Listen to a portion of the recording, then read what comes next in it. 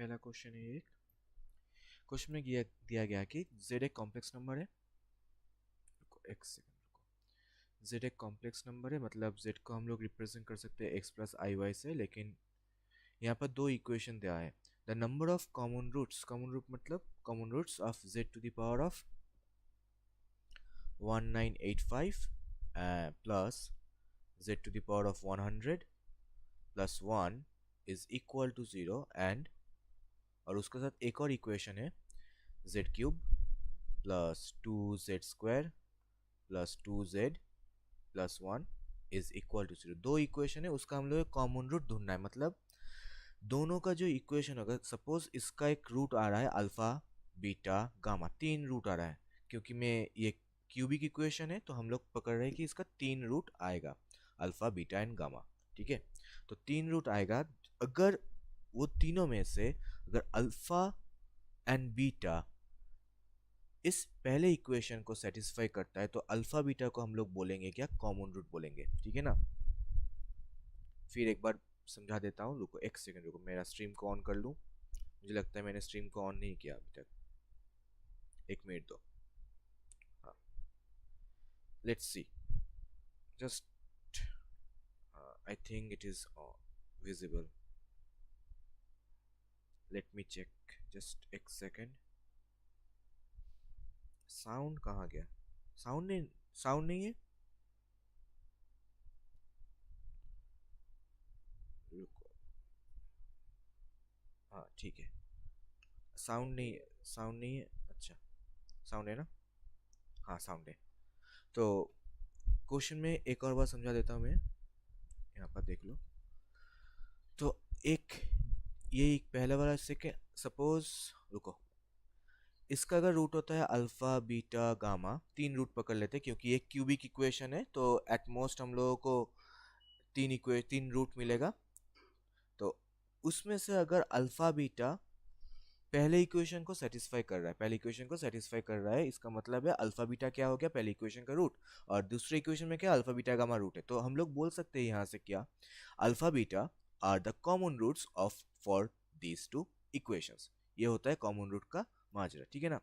तो अभी पहली बात तो, पहला क्वेश्चन में जेड क्यूब है, Z to the power of, ये थोड़ा डिफिकल्ट है इसको सॉल्व करना। छोड़ो म्यूट।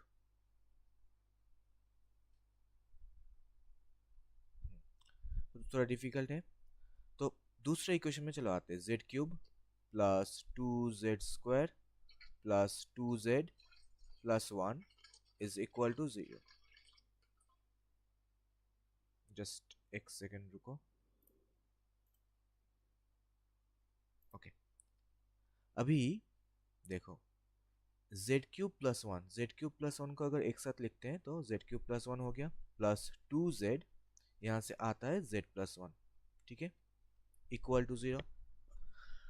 अभी z³ + 1 मतलब a³ + b³ का फॉर्मूला हम लोग यूज कर सकते हैं यहाँ पर।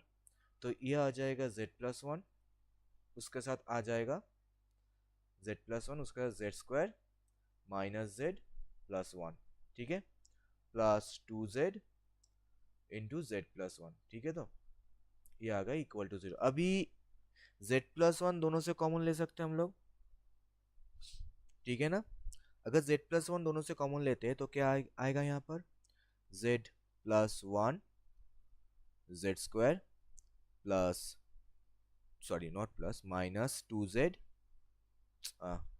Minus z plus 1 plus 2z equal to 0। Okay, so z+1 आ गया एक, यहाँ से z² plus z plus 1 is equal to 0 आ गया। ठीक है ना, ये दोनों पोर्शन आ गया। अभी ये क्या हो रहा है,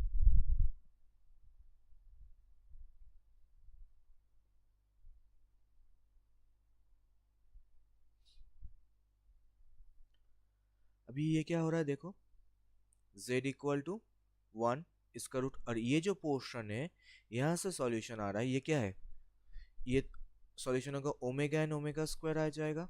ठीक है ना, ओमेगा एंड ओमेगा स्क्वायर आ जाएगा। तो ये जो सेकंड इक्वेशन था इसका रूट्स आ गया -1, उसके साथ ओमेगा एंड ओमेगा स्क्वायर। ठीक है, ये तीनों आ गए यहाँ पर। ये z इक्वल टू -1 होगा। पहली बात तो z इक्वल टू -1 आएगा यहाँ पर। तो -1 ओमेगा ओमेगा स्क्वायर, ये तीनों रूट मिला हम लोगों को सेकेंड इक्वेशन के लिए। अभी कॉमन रूट के लिए क्या करना पड़ेगा, इन तीनों रूट्स को चेक करना पड़ेगा, इसको सेटिस्फाई कर रहा है कि नहीं कर रहा है। अगर करेगा तो रूट कॉमन रूट होगा, नहीं करेगा तो कॉमन रूट नहीं होगा।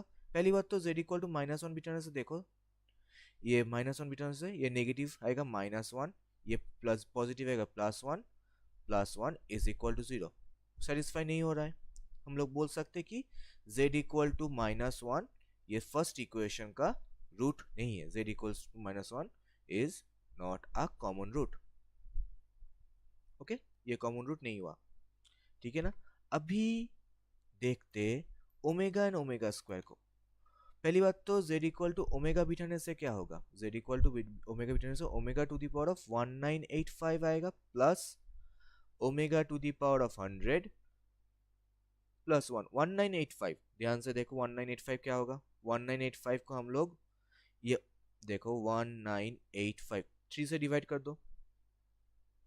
3 से डिवाइड करने से 6 18, ये आ जाएगा 18 फिर 6 18 तो 5 आ जाएगा। तो ये होगा omega square into omega to the power of 1983 plus ये हो जाएगा omega to the power of 99 into omega plus 1।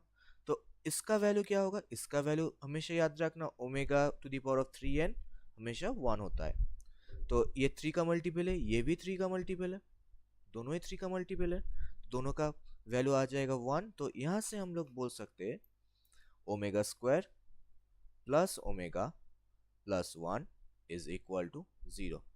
तो ये हो गया। ये तो हम लोग जानते हैं क्योंकि ये क्या है, ये हम लोगों का omega square plus omega plus 1 ये एक प्रॉपर्टी है, हमेशा 0 होता है। तो ये z इक्वल टू ओमेगा एक रूट हो गया।